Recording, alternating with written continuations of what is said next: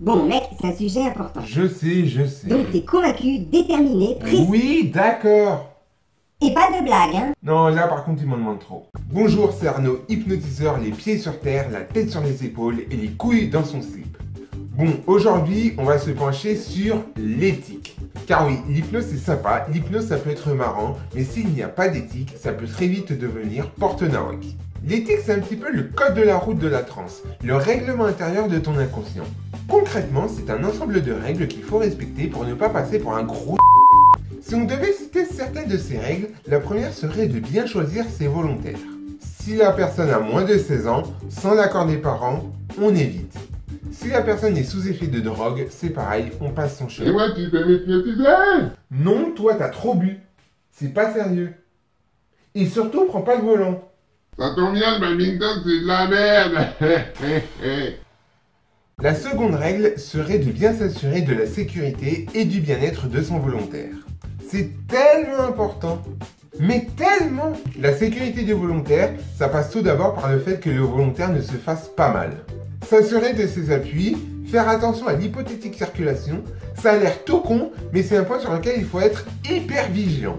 En gros, si la personne arrive en un morceau, eh ben il faut qu'elle reparte en un morceau. Et si la personne n'arrive pas en un morceau, c'est que tu hypnotises un mannequin.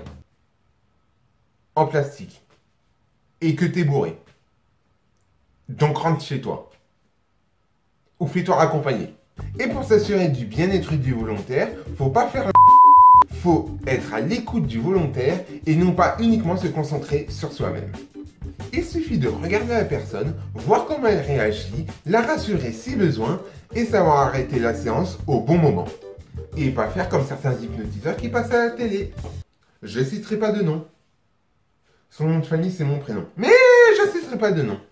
Et s'il y avait une troisième règle, ça serait de bien choisir ses suggestions. On va évoquer deux gros principes dans le choix des suggestions. Primo, il faut faire des suggestions les plus neutres possibles. Et par neutre, je ne veux pas dire des suggestions qui se rapportent à la Suisse, mais bien de suggestions qui ne font pas de lien avec un éventuel passé de la personne. Pour la simple et bonne raison qu'on ne connaît pas forcément le vécu de la personne qu'on hypnotise, et que si on lui fait des suggestions qui lui rappellent des choses pas trop sympas, eh ben ça risque de lui remonter à la gueule et de déclencher chez elle une forte décharge émotionnelle qu'on appelle l'abréaction. Et secondo, qui doit être le plus important, je dirais même que c'est élémentaire, les suggestions doivent être positives ou drôles, voire les deux. Car le but, c'est quand même de faire passer un bon moment au volontaire. Et croyez-vous que c'est en faisant sauter quelqu'un de la tour Eiffel et en le faisant s'éclater par terre comme une merde qu'on fait passer un bon moment au volontaire? Au petit qui a eu une idée de génie de faire cette suggestion. La prochaine fois, donne directement un coup de pied dans les couilles de tes volontaires. Ça leur fera autant mal moralement et ça laissera l'image de l'hypnose intacte. Oui, parce que l'éthique, c'est important pour la simple et bonne raison que quand tu pratiques, tu donnes une image de l'hypnose à ton public. Si tes volontaires passent un bon moment, ça donnera une bonne image de l'hypnose et l'envie aux autres d'essayer.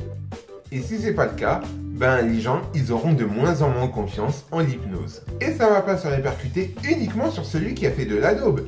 C'est tous ceux qui pratiquent l'hypnose qui vont prendre cher. Pour résumer, tant qu'on rit avec son volontaire et non pas de son volontaire, et qu'on s'assure de son bien-être et de sa sécurité, il y a moyen de se taper de bons délires avec l'hypnose.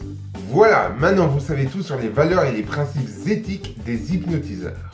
J'espère que tous mes collègues hypnotiseurs s'y tiennent et que les futurs hypnotiseurs en herbe s'y tiendront. Si tu as aimé cette vidéo, n'hésite pas à t'abonner en cliquant juste ici et tu peux retrouver deux de mes dernières vidéos. Ici, c'est ma dernière séance d'hypnose et ici, je te parle des domaines d'application de l'hypnose.